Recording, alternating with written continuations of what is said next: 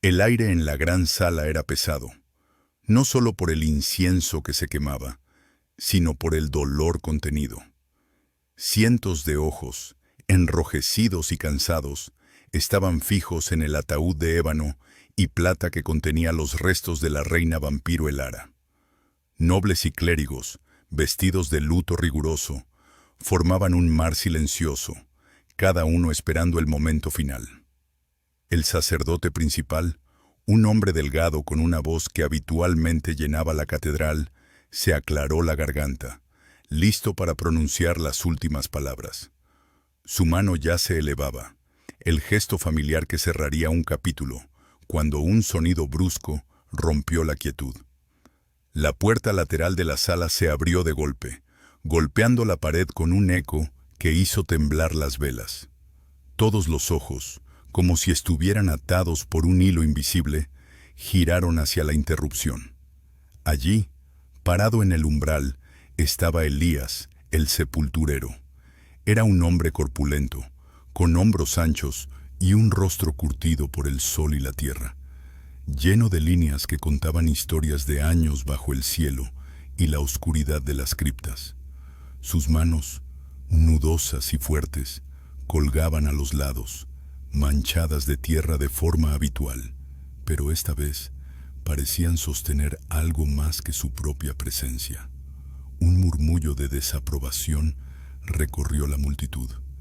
¿Cómo se atrevía un simple sepulturero a interrumpir un velorio real? Antes de que nadie pudiera articular una queja, Elías dio un paso adelante, su voz firme y resonante, cortando el silencio como una espada afilada. «Ella no está muerta», dijo, sin rodeos, mirando directamente al sacerdote y luego a la multitud atónita. La reacción fue inmediata y visceral. Un jadeo colectivo llenó la sala, seguido de un coro de susurros indignados. Las miradas asesinas se dirigieron a Elías, algunas llenas de ira, otras de puro desconcierto. Locura, desacato. Los nobles vampiros, con sus rostros pálidos y sus ojos fríos, parecían listos para abalanzarse sobre él. El sacerdote, con la boca abierta, dejó caer su mano, su expresión una mezcla de asombro y ofensa. Pero Elías no se inmutó. Mantuvo una calma que rayaba en lo sobrenatural, como si la hostilidad a su alrededor fuera solo un viento leve. Sus ojos, aunque cansados por el trabajo y quizás por algo más profundo, brillaban con una determinación inquebrantable. No era la mirada de un loco, sino la de alguien que sabía algo, algo vital, algo que los demás no.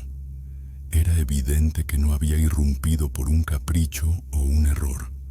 Había una convicción en cada músculo de su cuerpo, en cada línea de su rostro. En ese instante, en medio del caos silencioso, se sintió como si el tiempo se detuviera. Una extraña certeza flotó en el aire. Esto no era el final, sino el principio de algo mucho más grande. Una visión fugaz de un futuro juicio, de un tribunal donde la verdad se revelaría, pareció insinuarse. La frase, la verdad, como la sangre, siempre encuentra su camino, se cernía sobre todos, invisible pero palpable. La pregunta flotaba en la mente de cada noble, de cada clérigo, de cada sirviente presente. ¿Cómo un simple sepulturero, un hombre de tierra y silencio, se atrevía a desafiar a toda una corte vampírica, a la realeza, en el momento más solemne? ¿Qué sabía Elías? ¿Qué secreto guardaba que lo impulsaba a tal acto de descaro? El funeral de la reina Elara, que debía ser un sombrío adiós, se había transformado en un escenario para un drama inesperado. Antes de continuar, suscríbanse al canal y díganos desde dónde nos están viendo en los comentarios. Yo, el que les cuenta esta historia, soy un anciano historiador. Me llamo Alarico y he dedicado mi vida a los registros de la región de Valerius. Mi memoria es como un pergamino gastado, lleno de tintas desvanecidas y anotaciones al margen, pero cada palabra, cada fecha, cada nombre sigue grabado en lo más profundo. Nací en un pequeño pueblo montañés, donde las casas se aferraban a la ladera como si temieran caer al abismo. Allí, la vida transcurría lenta, marcada por el ritmo de las estaciones y el murmullo de las viejas historias que se contaban al calor del fuego. En mi infancia, los libros no eran solo objetos, eran ventanas a otros mundos, a tiempos remotos. Pasaba mis días entre viejos pergaminos polvorientos y relatos ancestrales que se transmitían de boca en boca. Las leyendas de héroes olvidados y de criaturas de la noche se mezclaban con las historias de las cosechas y las supersticiones locales. Esta inmersión temprana en el pasado forjó mi visión del mundo. La verdad no era algo que se encontraba fácilmente, sino un tesoro oculto que había que desenterrar con paciencia y dedicación. Aprendí que cada evento, por pequeño que fuera, dejaba una huella, y que mi deber era encontrarla y preservarla. Mi abuela, una curandera de manos sabias y ojos profundos, tuvo una influencia inmensa en mí. Ella me enseñó a observar más allá de lo evidente, a escuchar el susurro del viento y el silencio de las piedras. Me hablaba de los ciclos de la vida y la muerte, de cómo todo regresa a la tierra para renacer. Con ella aprendí que la muerte no era un final absoluto, sino una transformación, un paso en un camino más largo. También me inculcó el respeto por los difuntos, no solo por sus cuerpos, sino por las historias que llevaban consigo. Esa enseñanza me marcó profundamente, dándome una perspectiva única sobre el trabajo de personas como Elías. Fue ese destino de cronista y guardián de la historia lo que me trajo a la corte de Valerius. Mi reputación como estudioso de los antiguos dialectos y las genealogías reales me precedió. La reina Elara, una soberana que, a pesar de su naturaleza vampírica, valoraba el conocimiento, me invitó a unirme a su corte. Me dio acceso a la vasta biblioteca del palacio, un laberinto de estanterías que contenían siglos de saber. Allí, mi misión era clara: catalogar, transcribir y preservar la historia de su linaje y de la región. Desde mi posición privilegiada, he sido testigo de innumerables intrigas, de alianzas forjadas y rotas, de amores prohibidos y odios eternos. He visto el ascenso y la caída de muchos, y por supuesto, he observado a Elías, el sepulturero, desde las sombras del conocimiento. Su aparición en el funeral de la reina no fue una sorpresa para mí, no del todo. Yo sabía que en el corazón de ese hombre sencillo latía una verdad que, tarde o temprano, exigiría ser escuchada. Su desafío, por impactante que fuera para los demás, tenía raíces profundas, tejidas a lo largo de años de silenciosa observación y un inquebrantable sentido del deber. Sabía que su acto no era impulsivo, sino el resultado de una convicción forjada en el tiempo. La vida en la corte de Valerius era un tejido complejo de rituales, jerarquías y costumbres que se habían solidificado a lo largo de siglos. Como historiador real, mis días transcurrían mayormente en la inmensa biblioteca del palacio, un santuario de silencio y polvo. Allí, entre estanterías que casi tocaban el techo y manuscritos encuadernados en cuero, me dedicaba a la minuciosa tarea de transcribir antiguos textos y organizar los archivos. Era un trabajo solitario, pero me permitía observar la vida de la corte desde una distancia segura, como un espectador en una obra de teatro eterna. Desde mi estudio podía percibir las intrigas palaciegas que se tejían en los salones y pasillos. Los vampiros, con su longevidad y su aguda percepción, eran maestros en el arte de la manipulación. Las alianzas cambiaban con la velocidad de un parpadeo, y las sonrisas podían ocultar dagas afiladas. Los humanos en la corte, como yo, éramos piezas en su ajedrez, valiosos por nuestras habilidades, pero siempre conscientes de nuestro lugar en la cadena alimenticia. La coexistencia entre humanos y vampiros era tensa, una paz frágil mantenida por un delicado equilibrio de poder y conveniencia. Los vampiros aportaban protección y una especie de orden eterno, mientras que los humanos ofrecíamos mano de obra, conocimiento y, por supuesto, la fuente de su sustento. Era un pacto tácito, aceptado por generaciones, aunque nunca sin un trasfondo de miedo. Dentro de esta estructura, Elías, el sepulturero, ocupaba un lugar peculiar. No era un noble, ni un clérigo, ni siquiera un sirviente de alto rango. Era un hombre de la tierra, corpulento y con las manos callosas, cuya labor lo conectaba directamente con el ciclo más fundamental de la vida y la muerte. Su rutina incluía la preparación de los difuntos, tanto humanos como vampiros, y el mantenimiento de las catacumbas, un laberinto subterráneo donde los muertos de Valerius descansaban. Nadie en la corte quería hacer ese trabajo, y por eso Elías era indispensable. Lo veía a menudo, arrastrando su carro de herramientas por los jardines del palacio o saliendo de las profundidades de las catacumbas, con la tierra pegada a sus botas. La élite vampírica, con su elegancia y su desprecio por lo mundano, lo consideraba un simple obrero, una sombra necesaria pero irrelevante. Lo veían como una herramienta, una extensión de su dominio sobre la vida y la muerte misma. Sus ojos, aunque cansados, siempre tenían una chispa de algo que no podía descifrar del todo, una especie de desafío silencioso que lo distinguía de los demás sirvientes que bajaban la mirada ante los vampiros. Había sutiles tensiones entre Elías y la corte. No eran enfrentamientos abiertos, sino pequeños roces, miradas de desaprobación que los vampiros le lanzaban.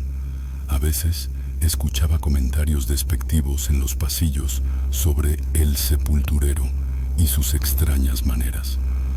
Se decía que Elías tenía un respeto casi reverencial por los muertos, un respeto que los vampiros, con su propia relación distorsionada con la mortalidad, no entendían. Para ellos, un cuerpo sin vida era un recipiente vacío, sin importancia una vez que el espíritu, o lo que quedara de él, se había ido. Para Elías, cada cuerpo era una historia, un ser que merecía dignidad incluso en la inmovilidad de la muerte. Estas diferencias se manifestaban en pequeños detalles. Elías insistía en ciertos ritos funerarios, incluso para los vampiros, que la corte consideraba arcaicos o innecesarios.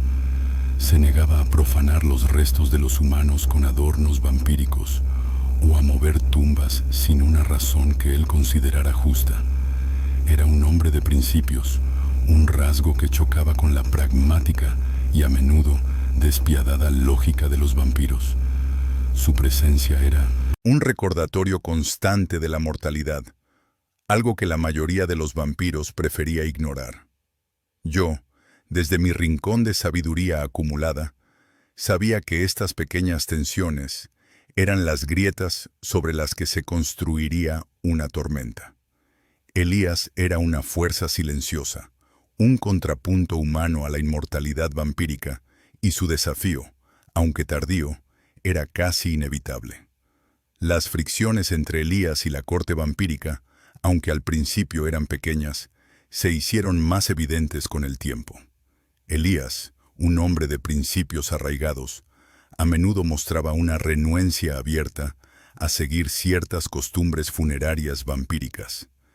Él las veía como irrespetuosas, casi una profanación, a la memoria de los difuntos, sin importar si eran humanos o inmortales.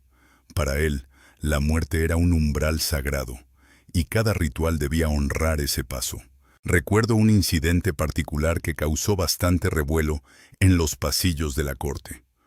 Un noble vampiro de cierta importancia había fallecido, o al menos eso se creía en ese momento. La tradición vampírica dictaba que su tumba debía ser adornada con reliquias de batallas pasadas, joyas que simbolizaban su estatus, y, lo más perturbador para Elías, pequeños frascos de sangre de sus víctimas humanas, como un tributo a su poder. Elías se negó rotundamente. Argumentó que esas prácticas eran una burla a la dignidad de la muerte y que profanaban el lugar de descanso. Los guardias vampíricos lo amenazaron, y el conde Valerius en persona tuvo que intervenir, exigiendo que Elías cumpliera. Finalmente, Elías cedió en parte, colocando las reliquias en un lugar visible, pero sin mezclarlas con los restos, y se negó por completo a usar la sangre, insistiendo en que era un sacrilegio.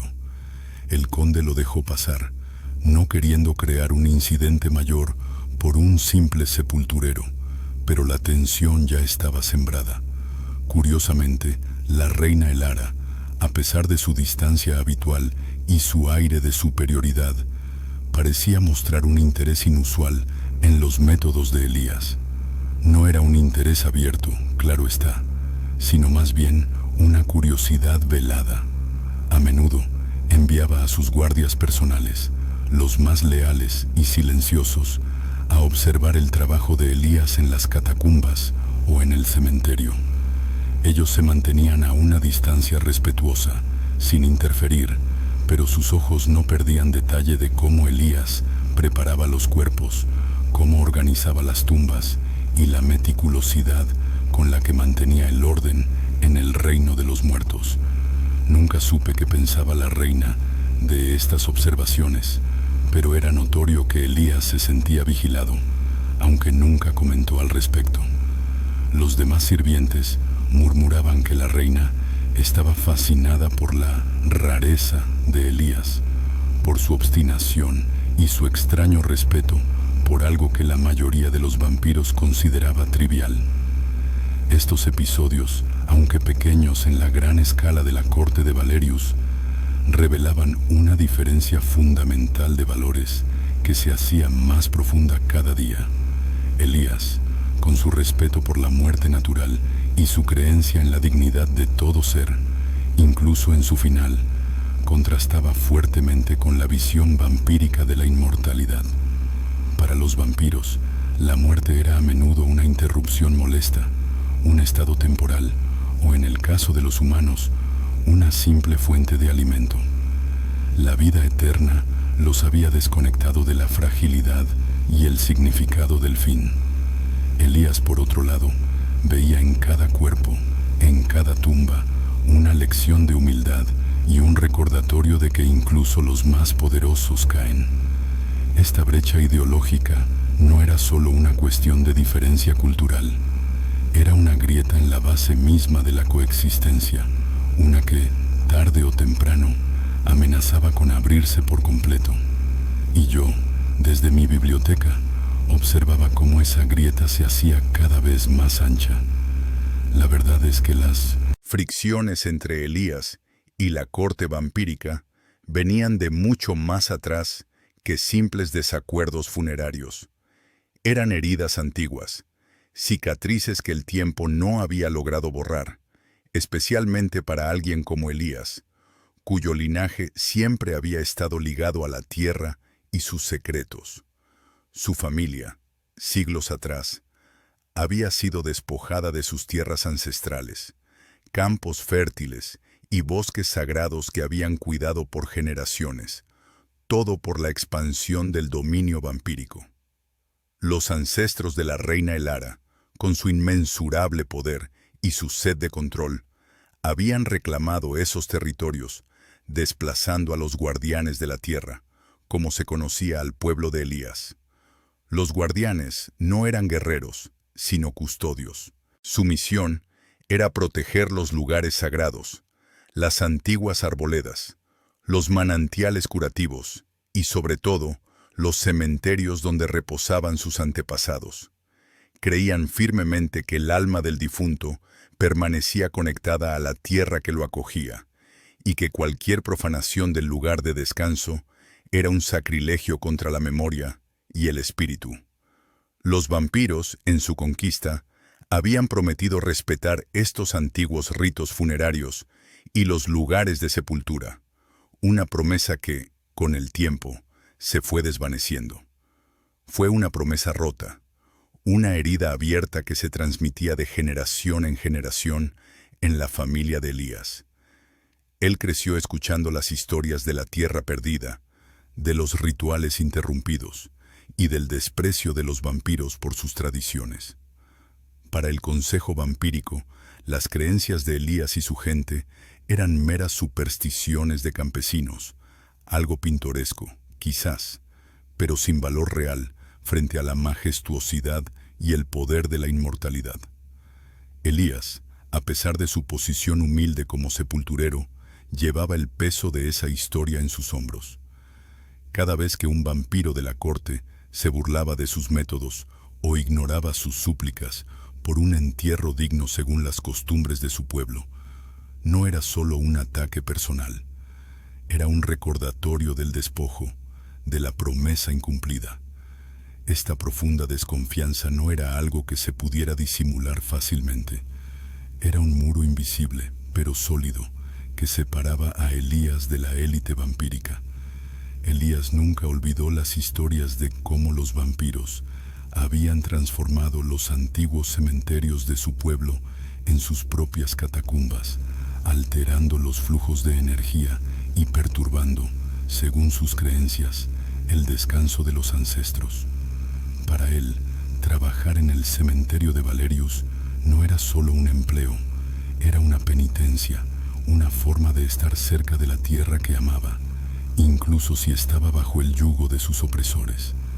Pero también era una oportunidad, una forma de observar, de aprender, de recordar cada detalle, cada injusticia. El desprecio que el consejo vampírico sentía por sus creencias era palpable en cada interacción. Lo miraban como a un sirviente útil, sí, pero desechable, un hombre de tierra, incapaz de comprender las complejidades de su mundo inmortal. Nunca intentaron entender sus razones, su conexión con la tierra, su respeto por la muerte. Para ellos, era simplemente un obstáculo molesto, un anacronismo. Esta relación tensa y cargada de historia era la base de su obstinación. No era una rebeldía impulsiva, sino el resultado de siglos de opresión y de una promesa rota. Elías no era solo un sepulturero, era el último eslabón de una cadena de guardianes de la tierra. Un hombre que, a pesar de todo, se negaba a doblegarse por completo ante el poder vampírico. Llevaba la memoria de su pueblo en cada gesto, en cada palabra, en cada negativa. Y esa memoria, esa herida emocional, era lo que, en última instancia, lo impulsaría a desafiar a toda la corte. La relación entre Elías y la corte vampírica no se construyó solo con desprecio y promesas rotas. También se cimentó con momentos clave, incidentes específicos que grabaron a fuego en la memoria del sepulturero la verdadera naturaleza de su servidumbre. Uno de los recuerdos más dolorosos y humillantes ocurrió durante el Festival de la Luna de Sangre, una celebración vampírica que requería un ritual macabro. Elías fue forzado, delante de toda la corte, a exhumar los restos de un anciano de su propio pueblo, un ritual que consideraban necesario para purificar el suelo antes de sus propias festividades. Elías recordaba el hedor de la tierra removida, el brillo de los ojos de los vampiros al observar su incomodidad, y la sensación de profanación que le quemaba el alma. Cada pala de tierra removida era un golpe a su dignidad, a la memoria de sus ancestros y a la promesa de sus guardianes de la tierra. No había podido negarse. La amenaza sobre su propia familia era demasiado clara, demasiado real. Aquella noche, bajo la luz rojiza de la luna, Elías juró que, de alguna manera, les haría pagar. Otro momento que marcó a Elías fue cuando intentó, con la mejor de sus intenciones, advertir a la reina Elara sobre una plaga que comenzaba a afectar a las aldeas humanas cercanas. Él había notado patrones extraños en las muertes, en la forma en que los cuerpos se descomponían, algo diferente a la enfermedad común. Sus conocimientos, heredados de su abuela curandera, le decían que algo andaba muy mal. Se atrevió a presentarse ante los guardias de la reina, pidiendo una audiencia, explicando con detalle lo que había visto. Fue desestimado con una arrogancia helada. Un vampiro de alto rango, con una sonrisa burlona, le dijo que los asuntos de los mortales eran irrelevantes para la inmortalidad de la corte. La salud de los humanos era un problema de los humanos, no de ellos. Elías sintió la impotencia, la frustración de ver cómo la vida de su gente era tratada con tal desdén. La reina Elara, aunque no lo dijo directamente, no hizo nada para desmentir las palabras de su subordinado. Aquella indiferencia, esa falta de empatía, fue una herida profunda para Elías. Estos recuerdos no eran solo historias pasadas, eran el combustible que alimentaba su determinación. Explicaban por qué Elías, a pesar de su posición humilde, había soportado tanto, por qué no se había quebrado bajo el peso de la humillación y el desprecio. Su desafío en el funeral no era un acto impulsivo, era la culminación de años de resentimiento acumulado, de injusticias silenciadas, de promesas rotas. Era la voz de su pueblo, de su linaje, que finalmente encontraba una salida. El consejo vampírico, en su infinita ceguera y arrogancia, a menudo manipulaba a Elías, usándolo para labores que ellos consideraban inferiores o sucias, pero que, irónicamente, eran cruciales para el funcionamiento del reino. Era Elías quien preparaba los cuerpos, quien conocía los secretos de la tierra, quien aseguraba que los antiguos pactos de entierro se mantuvieran, aunque fuera de forma distorsionada. Lo veían como una herramienta, una pieza más en su gran juego de poder, pero no entendían que al obligarlo a realizar esas tareas, al exponerlo a sus rituales y a sus muertos, le estaban dando acceso a información, a secretos, a vulnerabilidades que nadie más poseía. Lo subestimaron, creyendo que su humildad era sinónimo de ignorancia. No sabían que, en cada tumba que cavaba, en cada cuerpo que preparaba, Elías no solo cumplía una orden, sino que también observaba, aprendía y recordaba. Cada interacción, por insignificante que pareciera, era una pieza más en el rompecabezas que Elías, sin saberlo, estaba armando. Y ese rompecabezas, tarde o temprano, revelaría una verdad que la corte vampírica había intentado ocultar por siglos: la manipulación, el desprecio, la humillación pública. Todo ello no hizo sino fortalecer la convicción de Elías de que un día la verdad saldría a la luz. La tensión entre Elías y el consejo vampírico se hizo palpable, creciendo día a día como una sombra oscura sobre el castillo. El conde Valerius, con su piel pálida y sus ojos fríos, se había convertido en el principal antagonista de Elías. Valerius no era solo un miembro del consejo, era su voz, su puño de hierro. Él comenzó a presionar a Elías de una manera más directa, más personal.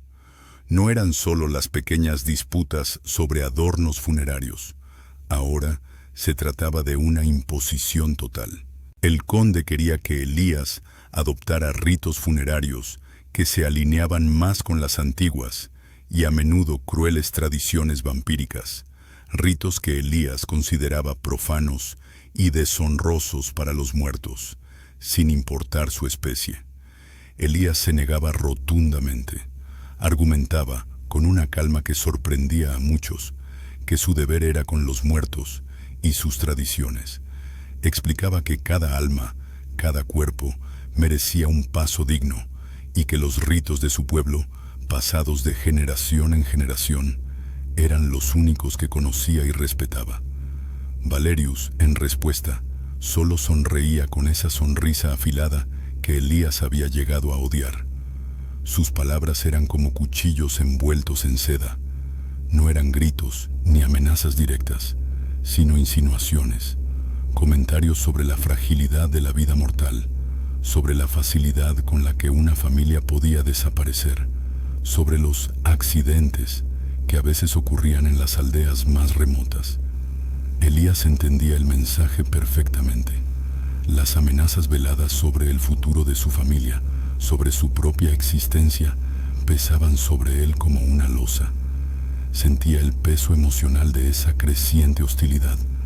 Cada día era un desafío, una batalla silenciosa por mantener su integridad y la de sus ancestros. Elías pasaba las noches en vela, pensando en sus hijos, en cómo protegerlos de la ira de estos seres inmortales. Veía los rostros de su esposa y sus pequeños en sus sueños, y la idea de que algo les pasara por su terquedad lo carcomía. Pero extrañamente, esa presión solo fortalecía su convicción. Cuanto más intentaban doblegarlo, más se aferraba Elías a sus principios. Cada amenaza de Valerius era como un clavo que martillaba más profundamente su determinación. No podía traicionar a los muertos, no podía traicionar a su gente ni a sí mismo. No después de todo lo que había visto, de todo lo que había sufrido. La humillación pública, la desidia ante la plaga, el despojo de sus tierras. Todo eso había forjado en Elías una resistencia de acero. El conde Valerius, en su arrogancia, no podía comprender la fuerza de un mortal que se negaba a ceder. Él y el resto del consejo vampírico veían la negativa de Elías como un simple acto de desafío, una insolencia que debía ser aplastada. No entendían que para Elías no era solo una cuestión de desobediencia, sino de honor, de respeto por la vida y la muerte, de una conexión con lo sagrado que ellos, en su inmortalidad, habían olvidado hacía mucho tiempo. Elías sentía la soledad de su postura, sí, pero también una extraña paz. Sabía que estaba solo en esto, que ningún otro mortal en la corte se atrevería a enfrentarse a los vampiros de esa manera. Pero esa soledad no lo debilitaba, le daba claridad. Cada mirada de desprecio, cada palabra hiriente, cada amenaza velada de Valerius era una confirmación de que estaba en el camino correcto. Su corazón dolía por el peligro que se cernía sobre los suyos, pero su espíritu se mantenía firme. Batalla por las almas de los muertos, y la dignidad de los vivos apenas había comenzado, y Elías, el humilde sepulturero, estaba listo para librarla, sin importar el precio. El ambiente en la corte de Valerius se había vuelto asfixiante para Elías. Cada pasillo, cada salón, cada rincón parecía cargado con un aire pesado de desaprobación y juicio silencioso. Su aislamiento era palpable. Los pocos humanos que trabajaban en la corte, desde los cocineros hasta los guardias de menor rango, lo evitaban. No era un desprecio activo, sino un miedo sutil, una precaución instintiva para no ser asociados con alguien que había osado desafiar a los vampiros. Si Elías pasaba cerca, las conversaciones se cortaban abruptamente, las miradas se desviaban. Era como si su presencia fuera una enfermedad contagiosa, una que podía atraer la ira de los inmortales sobre cualquiera que se atreviera a mostrarle un mínimo de simpatía. Las miradas despectivas de los vampiros eran otra carga. No necesitaban hablar para comunicar su desdén. Un simple parpadeo lento, una elevación apenas perceptible de una ceja, un resoplido disimulado mientras pasaban a su lado. Todo eso era suficiente para recordarle a Elías su lugar, su insignificancia en su jerarquía. Él era un mortal, un sirviente, un simple manipulador de cuerpos sin vida, mientras ellos eran los señores de la noche, elegantes, poderosos, eternos. La cultura de Valerius era inquebrantable en este sentido. El poder vampírico era absoluto, y cualquier disidencia, por mínima que fuera, era sofocada de raíz. Elías sentía esa opresión cada día. Era como una mano invisible que le apretaba el pecho, dificultando cada respiración. La corte era un microcosmos, donde el miedo a las represalias mantenía a todos en silencio. Nadie se atrevía a cuestionar, a hablar en voz alta, a expresar una opinión que fuera en contra de la voluntad de los vampiros. Esta atmósfera de paranoia y desconfianza se había cimentado a lo largo de siglos, con historias de aquellos que se atrevieron a alzar la voz y desaparecieron sin dejar rastro. La gente aprendió a inclinarse, a asentir, a sonreír incluso cuando sus corazones estaban llenos de terror. Elías, sin embargo, se negaba a ser uno más en esa masa silenciosa. Su espíritu, aunque cansado, no se doblegaba. Caminaba por la corte con la espalda recta, la mirada fija al frente, ignorando los susurros y las miradas. No era arrogancia, sino una profunda convicción. Sabía que cada paso que daba era un acto de resistencia silenciosa. Cada entierro que realizaba siguiendo los ritos de su pueblo era una pequeña victoria contra la uniformidad impuesta por los vampiros. Los pocos momentos de respiro los encontraba en la soledad de las catacumbas, entre los muertos que no juzgaban. Allí, en la quietud fría y húmeda, Elías podía ser el mismo. Podía hablar en voz baja con los espíritus, pedirles consejo, recordarles que no estaban solos. A veces sentía la presencia de su abuela, la curandera, cuyo espíritu lo había guiado desde niño. Ella le había enseñado que la verdad, por dolorosa que fuera, siempre debía ser honrada. Elías sabía que estaba jugando un juego peligroso. Valerius y el consejo no eran conocidos por su paciencia. Había escuchado historias de mortales que habían molestado a los vampiros y habían terminado en las mazmorras, o peor aún, como alimento para las bestias que habitaban los bosques cercanos. Pero el miedo, aunque presente, no era suficiente para doblegarlo. Había visto demasiadas injusticias, había sentido demasiado dolor. La memoria de su familia despojada, la humillación de su pueblo, la arrogancia de los vampiros frente a la plaga, todo eso se había grabado a fuego en su alma. La presión era constante, yes, pero también lo era su determinación. La hostilidad de la corte, en lugar de romperlo, lo estaba forjando, tallando en él una voluntad de hierro. Cada día que pasaba, Elías sentía que se acercaba a un punto sin retorno. La cuerda se tensaba cada vez más, y él sabía que en algún momento se rompería. Y cuando lo hiciera, no sería Elías quien se quebraría. Sería el silencio opresivo, la falsa paz de la corte de Valerius. Elías estaba listo para el día en que esa ruptura ocurriera, sin saber que ese día llegaría mucho antes, y de una manera mucho más impactante de lo que jamás hubiera imaginado. Elías sentía esa presión constante. Cada día era una batalla silenciosa, una lucha contra la opresión que lo rodeaba. Las noches eran lo peor. Se acostaba en su cama de tablas, pero el sueño no llegaba. Su mente era un torbellino de recuerdos, de las humillaciones pasadas, de las miradas despectivas, de las palabras arrogantes del conde Valerius. Veía los rostros de su familia, despojados de sus tierras, y sentía la injusticia como una quemadura en el pecho. Las visiones del pasado se mezclaban con la incertidumbre del presente. ¿Hasta cuándo podría soportar esta farsa? ¿Hasta cuándo permitiría que su pueblo fuera pisoteado, que sus tradiciones fueran ignoradas? Las horas pasaban lentamente, mientras el insomnio lo consumía. Se levantaba, encendía una pequeña vela y se sentaba en su mesa de trabajo. Allí, entre las herramientas de su oficio, encontró un pequeño cuaderno de cuero que había conservado desde su juventud. Era sencillo, sin adornos, y se convirtió en su confidente silencioso. Empezó a escribir. Al principio eran solo pensamientos dispersos, frustraciones garabateadas en la oscuridad. Pero con el tiempo, su escritura se volvió más metódica.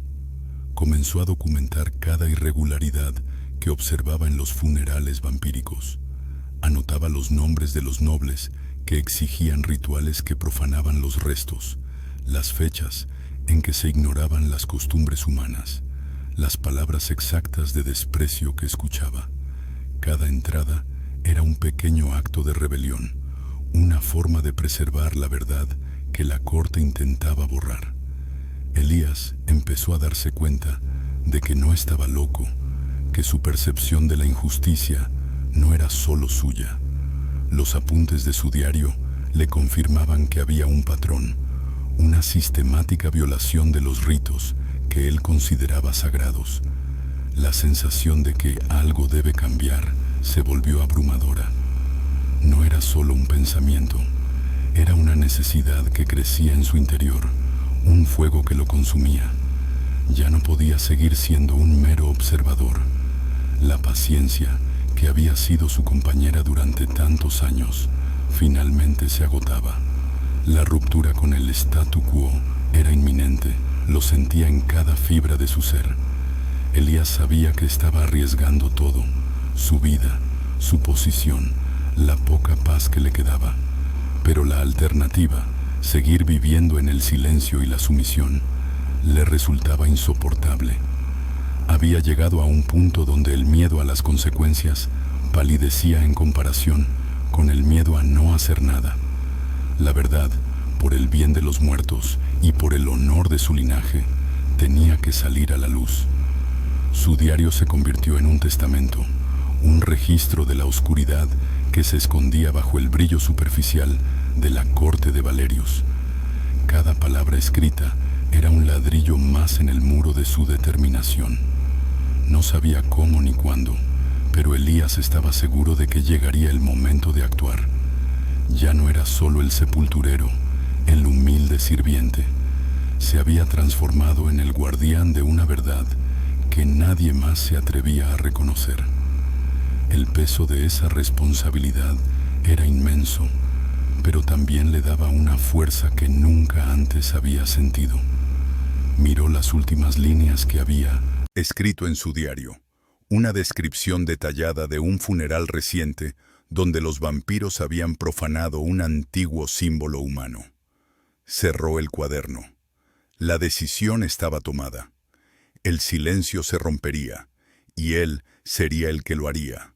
Estaba listo para cualquier cosa que viniera, porque ya no podía vivir de otra manera. La oportunidad, o la tragedia, llegó de forma abrupta.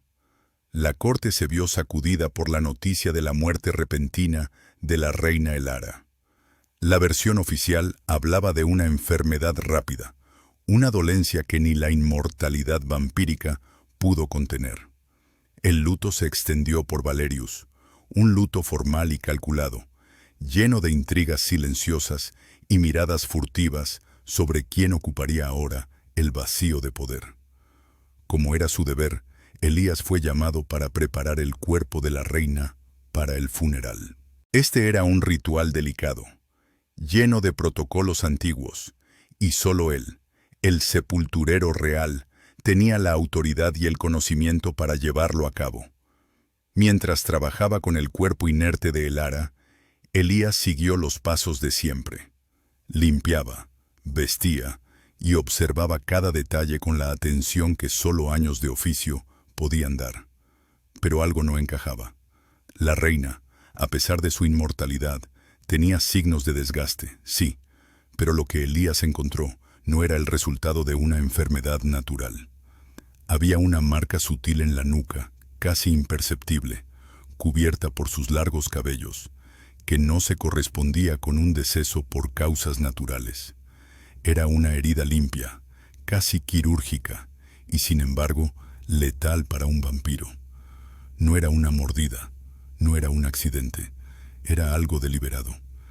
Elías sintió un escalofrío que no tenía nada que ver con la frialdad del cuerpo.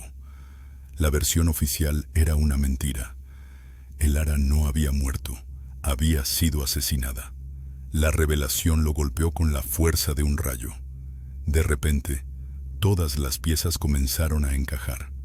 Las tensiones recientes en la corte, las miradas entre ciertos miembros del consejo, la forma en que el conde Valerius había estado actuando últimamente, más arrogante y confiado que de costumbre.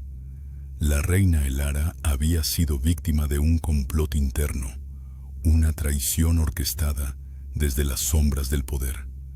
El diario que Elías había estado escribiendo, su registro de las irregularidades y las injusticias, cobró un nuevo y aterrador significado. Había estado documentando la podredumbre de la corte, y ahora esa podredumbre había cobrado la vida de la reina. La decisión fue instantánea, visceral. No podía guardar silencio. No después de todo lo que había visto, no después de todo lo que había anotado en su diario.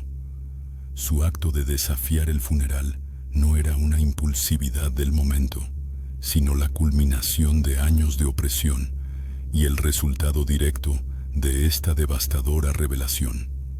Era el punto de no retorno.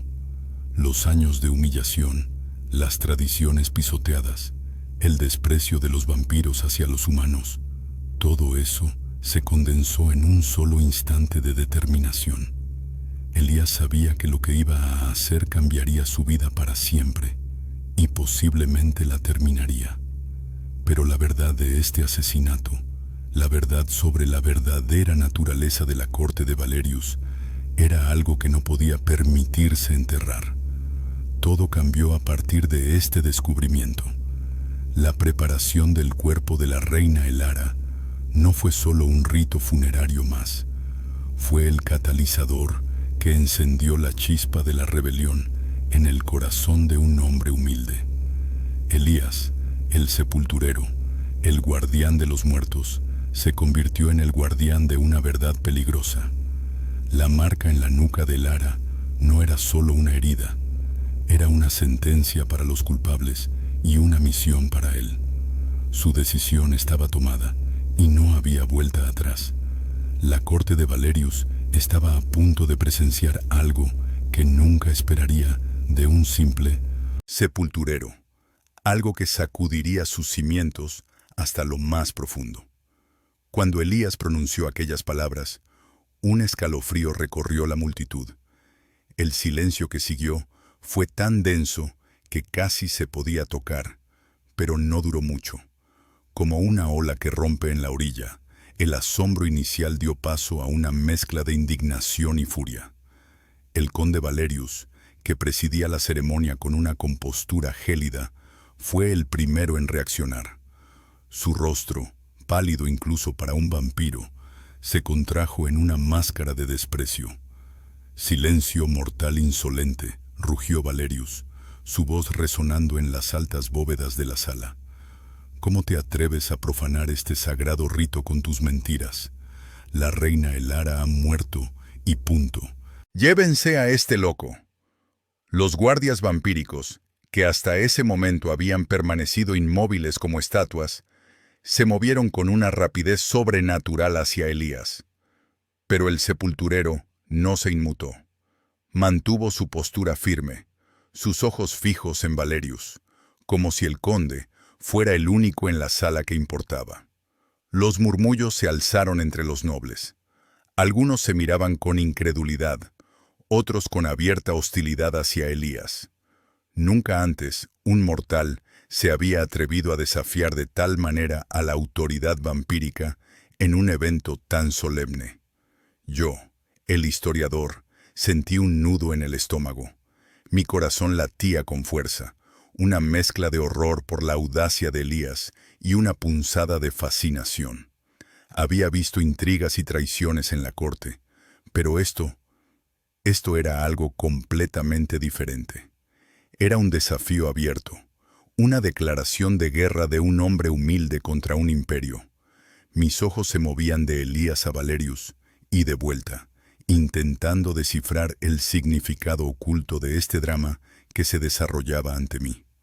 Una parte de mí quería que Elías se retractara, que pidiera perdón y salvara su vida, Pero otra parte, la del cronista, deseaba que se mantuviera firme, que revelara la verdad que parecía conocer.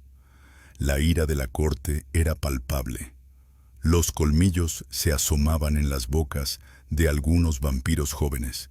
Sus ojos brillaban con sed de sangre.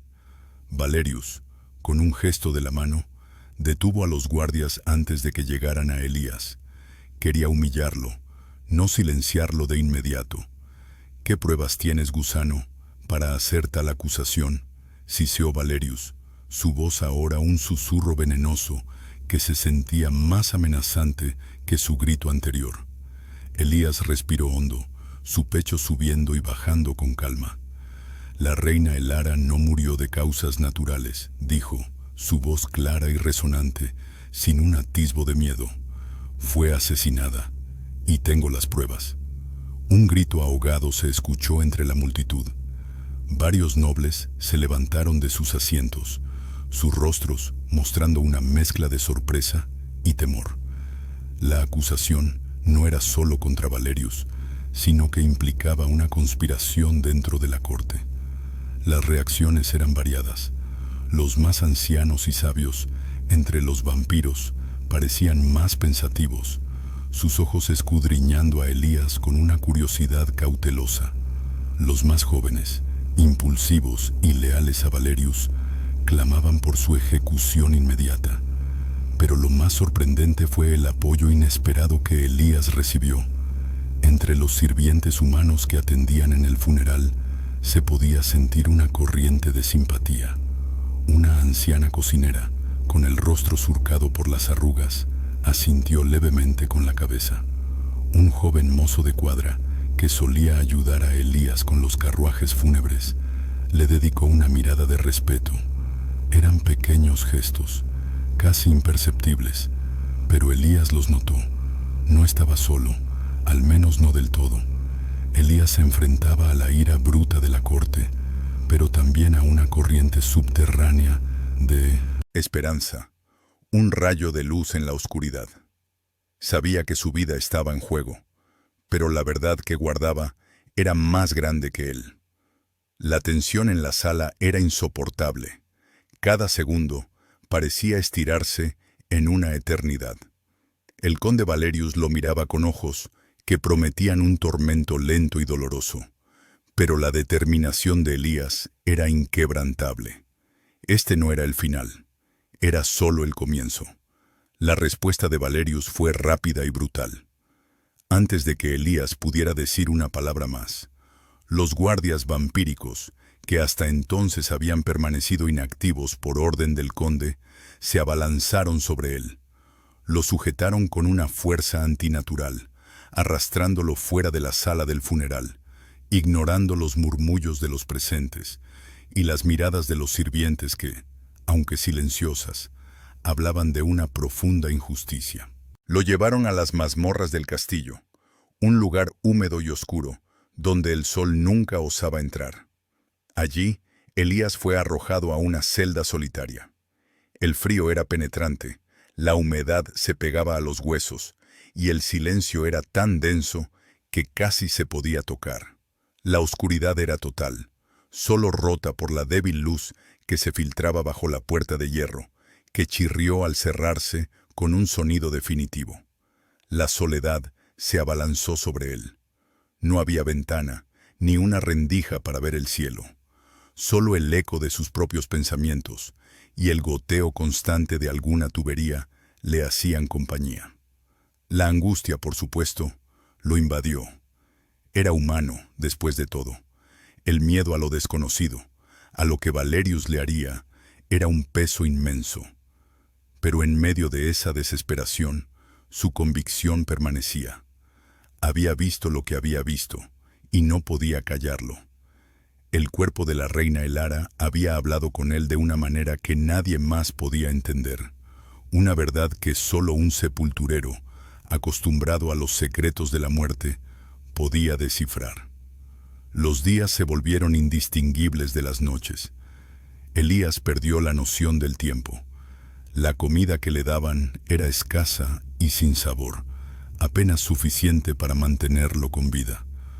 Los guardias que lo vigilaban eran vampiros, fríos e impasibles, que no respondían a sus preguntas ni a sus súplicas. Era un aislamiento total, diseñado para romper su espíritu, para que se retractara de sus palabras y aceptara su destino. Algunos de los personajes que antes le habían mostrado un apoyo silencioso, ahora se apartaban por miedo. La vieja cocinera, que había asentido en el funeral, ahora bajaba la vista cuando se cruzaba con los guardias vampíricos. El joven mozo de cuadra, que una vez le había dedicado una mirada de respeto, ahora evitaba las mazmorras por completo, temiendo ser asociado con el loco que había desafiado a la corte. El miedo era una herramienta poderosa en Valerius, y el conde la usaba con maestría. Sin embargo, no todos se doblegaron. Un joven guardia humano, de nombre Alarico, que ocasionalmente era asignado a la vigilancia de las mazmorras, le mostró un apoyo silencioso. Alarico no hablaba, pero a veces dejaba un trozo de pan extra o una jarra de agua fresca, gestos pequeños pero significativos que Elías valoraba más allá de lo que las palabras podían expresar. Esos pequeños actos de bondad eran un recordatorio de que no todo estaba perdido, de que no todos habían sido corrompidos por el miedo. Elías pasaba sus horas reflexionando sobre el peso de su decisión. Había sido imprudente, había condenado a su vida por una verdad que quizás nadie querría escuchar. La fatalidad siempre estaba presente, una sombra constante en su celda. Pero cada vez que la duda lo asaltaba, recordaba la imagen del cuerpo de Lara, la anomalía que había descubierto, el engaño que se había orquestado. Y entonces su convicción se reforzaba. Sabía que había hecho lo correcto, sin mención importar el costo. El Ara merecía justicia, y el reino, la verdad. A pesar de la oscuridad y la desesperanza, Elías no se rompió. En su mente repasaba una y otra vez los detalles de su descubrimiento, las pruebas que había encontrado. Las palabras que había pronunciado en el funeral no habían sido un arrebato de locura, sino el resultado de una observación cuidadosa y una profunda comprensión de la muerte. Estaba listo para enfrentar lo que viniera, con la verdad como su única arma. Elías, a pesar de la oscuridad y la desesperanza de su celda, no se rompió.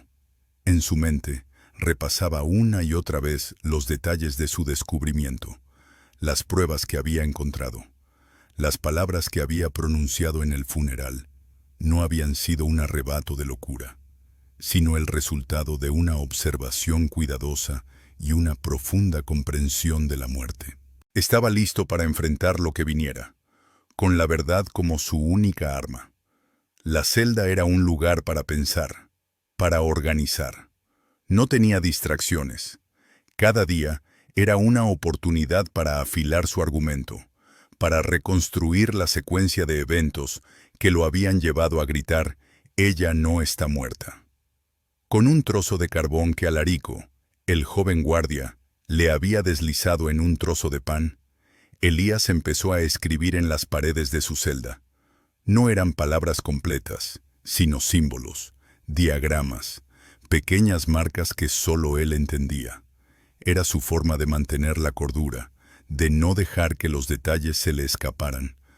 Cada muesca representaba una observación, cada línea un patrón. Su mente, habituada a los intrincados detalles de la preparación de los cuerpos y el mantenimiento de las catacumbas, encontró un nuevo propósito en esta tarea. Era una reconstrucción lenta, metódica, un testimonio silencioso de lo que había visto. Una noche, aprovechando un cambio de guardia y la distracción de los centinelas, Elías logró un pequeño triunfo. Con la ayuda de Alarico, quien había mostrado una lealtad inesperada, consiguió contrabandear un mensaje al historiador, el narrador, con fragmentos de su diario secreto. No era el diario completo, sino unas pocas páginas arrancadas, las más cruciales, escondidas en la suela de un zapato viejo que Alarico se llevó como si fuera basura. Contenían las anotaciones sobre las anomalías en el cuerpo de Elara, las contradicciones que nadie más había notado. Era una apuesta arriesgada, pero la única esperanza de que su verdad saliera a la luz. El historiador, al recibir el improvisado paquete, sintió una mezcla de incredulidad y curiosidad. Las notas de Elías eran crípticas, llenas de términos técnicos de sepulturero, pero la urgencia en la caligrafía era palpable. Inicialmente escéptico, como muchos en la corte, el historiador decidió investigar en secreto. Pasaba las noches en la gran biblioteca, bajo la tenue luz de las lámparas de aceite, revisando antiguos registros. Buscaba patrones, casos de muertes repentinas, similitudes con las descripciones de Elías. Para su sorpresa, empezó a encontrar corroboración. Antiguos textos sobre venenos poco comunes, relatos de intrigas palaciegas que mencionaban métodos similares para eliminar a figuras poderosas sin dejar rastro obvio. Las piezas comenzaron a encajar. El historiador, con su mente analítica y su vasto conocimiento de la historia de Valerius, se dio cuenta de que Elías no estaba loco. Había descubierto algo real, algo peligroso para los que estaban en el poder. La verdad, como Elías había dicho, siempre encuentra su camino. Desde su celda, Elías sentía un cambio. No podía ver nada, pero la atmósfera de la prisión parecía un poco menos densa. La esperanza, un sentimiento que había creído perdido, comenzó a anidar en su pecho. Saber que su mensaje había llegado, que alguien estaba investigando, le dio una nueva fuerza. No estaba solo en esta lucha por la justicia. Elías, a través de la esperanza de la verdad, comenzó a recuperar su fuerza. Cada día que pasaba, su determinación se afianzaba, alimentada por la idea de que su sacrificio no sería en vano. La justicia para Elara y la verdad para el reino eran ahora más que nunca su único propósito.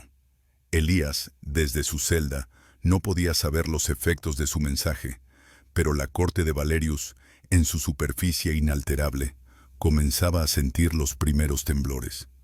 Los fragmentos del diario que el historiador había recibido, combinados con sus propias investigaciones, no tardaron en convertirse en susurros. Al principio, eran apenas un eco en los salones menos importantes, comentarios furtivos entre sirvientes y guardias de bajo rango. Pero la verdad, incluso en susurros, tiene una forma de amplificarse. La reputación del conde Valerius, antes intocable y maciza como las columnas de mármol del palacio, empezó a mostrar pequeñas grietas. Los rumores de su implicación en la muerte de Elara se extendieron como una mancha de humedad. No eran acusaciones directas, no aún, sino insinuaciones, preguntas que antes nadie se atrevía a formular. ¿Por qué la reina murió tan repentinamente? ¿Por qué el cuerpo fue enterrado con tanta prisa? ¿Por qué Elías, el sepulturero de confianza, fue encarcelado por atreverse a hablar? Estas preguntas, antes silenciadas por el miedo, ahora encontraban voz en la oscuridad de la noche, en los rincones apartados de la corte. La justicia, en este reino de vampiros y humanos, no se manifestaba con la rapidez de un juicio público o una condena inmediata. Era un proceso más lento, más insidioso. Era la erosión gradual de la confianza, el desmoronamiento silencioso de un poder que alguna vez pareció absoluto. El conde Valerius, acostumbrado a ser obedecido sin cuestionamientos, empezó a notar las miradas. Ya no eran de deferencia absoluta, sino de una mezcla de temor y, lo que era peor, de duda. Sus órdenes, antes ejecutadas con prontitud, ahora encontraban pequeñas demoras, excusas banales. Los nobles menores, que antes lo adulaban, comenzaban a mantener una distancia prudente. Las reuniones del consejo vampírico se volvieron más tensas. con debates más prolongados y menos unanimidad. El conde, siempre astuto, percibía el cambio. Sentía cómo su influencia se escabullía, cómo el respeto que inspiraba era reemplazado por una cautela fría. Su aura de invencibilidad, forjada a lo largo de siglos, se desvanecía lentamente. El historiador, observando desde las sombras de la biblioteca, documentaba cada pequeño síntoma de esta decadencia, cada noble que evitaba el contacto visual con el conde, cada vez que una propuesta del conde era recibida con menos entusiasmo, cada susurro que llegaba a sus oídos. No había pruebas concretas que pudiesen presentar en un tribunal, pero en la corte de Valerius, la percepción era a menudo más poderosa que la realidad. La confianza en el conde Valerius dentro de la corte se desmoronaba. Aquellos que antes se beneficiaban de su favor, ahora temían ser arrastrados por su caída. Los aliados más cercanos empezaron a buscar nuevas alianzas, a posicionarse para el inevitable cambio. Se hablaba de posibles facciones, de un vacío de poder que se abría. El conde, en su arrogancia, había subestimado el poder de la verdad, incluso cuando ésta se manifestaba en fragmentos y rumores. Había creído que con Elías encerrado, el secreto de Elara moriría con él. Pero Elías había plantado una semilla, y el historiador la estaba regando con la luz de la verdad, lenta pero implacablemente. Elías seguía en su celda, ajeno a los detalles de lo que ocurría afuera, pero la sensación de que algo se movía era palpable incluso en el aislamiento de su prisión. La comida que le llegaba era un poco mejor. Los guardias, aunque seguían siendo huraños, mostraban un atisbo de respeto o quizás de miedo en sus ojos. Él no lo sabía con certeza, pero la atmósfera de opresión que antes lo asfixiaba había empezado a aligerarse, como si una densa niebla se estuviera disipando lentamente. La justicia, aunque aún no lo había alcanzado a él, estaba comenzando su obra en el mundo exterior. Finalmente, la verdad completa sobre la muerte de la reina Elara salió a la luz. Las pruebas de Elías, meticulosamente detalladas en su diario, y las corroboraciones encontradas por el historiador en los antiguos registros de la corte, se unieron como piezas de un rompecabezas largamente oculto. El conde Valerius había manipulado los rituales funerarios, falsificado sellos y sobornado a algunos guardias menores para simular la muerte de la reina, con la intención de usurpar su poder y gobernar la corte vampírica a su antojo. Elara no había muerto, sino que había sido sumida en un profundo letargo, una especie de muerte simulada que solo Elías, con su conocimiento ancestral de los ritos de la tierra y la vida, había podido discernir. Cuando el historiador presentó estas pruebas irrefutables ante lo que quedaba del consejo vampírico, ya muy debilitado por la desconfianza, el silencio que siguió fue más pesado que cualquier grito. Uno a uno, los nobles que aún conservaban algo de integridad, o al menos de pragmatismo, se alejaron del conde. Su caída fue, en cierto modo, más humillante que una ejecución. Fue una destitución silenciosa, un despojo de su estatus y poder, dejando a su paso el rastro de la vergüenza y el desprecio. Fue desterrado de la corte, condenado a vagar por las tierras exteriores, desprovisto de su influencia y de su inmortalidad social. Elías fue liberado de su celda. No hubo grandes celebraciones ni declaraciones heroicas. Salió de la oscuridad de su prisión y se encontró con la luz de un nuevo amanecer, más viejo, más cansado, pero con la mirada serena de quien ha cumplido con su deber. No fue aclamado como un héroe, y él tampoco lo esperaba. Era un hombre que había visto una injusticia y había decidido no callar, pagando un precio alto por ello. Su liberación fue un recordatorio para todos en la corte de que la verdad, por muy oculta que estuviera, siempre encontraba un camino. El historiador, ahora con el peso de la experiencia y el conocimiento, concluyó su relato. Reflexionó sobre la fragilidad de la verdad en un mundo donde el poder y el engaño a menudo intentaban sofocarla. Habló de la valentía silenciosa de quienes, como Elías, se atrevían a defenderla, incluso cuando el precio era la soledad, el escarnio o la prisión. Su voz, antes la de un erudito distante, ahora resonaba con la sabiduría de quien había sido testigo de la intriga y la redención. La corte vampírica, aunque tambaleante, se vio obligada a enfrentar sus propias intrigas y a reconocer la necesidad de una nueva era, una donde la justicia no fuera solo un concepto lejano. El final de la historia no fue un cuento de hadas. Elías regresó a su humilde trabajo como sepulturero. Sus manos, curtidas por la tierra y el tiempo, seguían preparando los cuerpos, tanto de vampiros como de humanos. Pero ahora, sus acciones llevaban un peso diferente. Sabía que había cambiado algo, no solo para él, sino para todos. La atmósfera en la corte había cambiado. Los rumores de la resurrección de la reina Elara, aunque todavía débil y en recuperación, comenzaron a circular, prometiendo un futuro incierto, pero con la esperanza de una justicia más equitativa. El historiador cerró sus pergaminos, dejando la última página en blanco para el futuro. La imagen de Elías, volviendo a su pala y su tierra, era la de un hombre que, a pesar de todo, había encontrado su propósito. La justicia, aunque lenta y costosa, había encontrado su camino.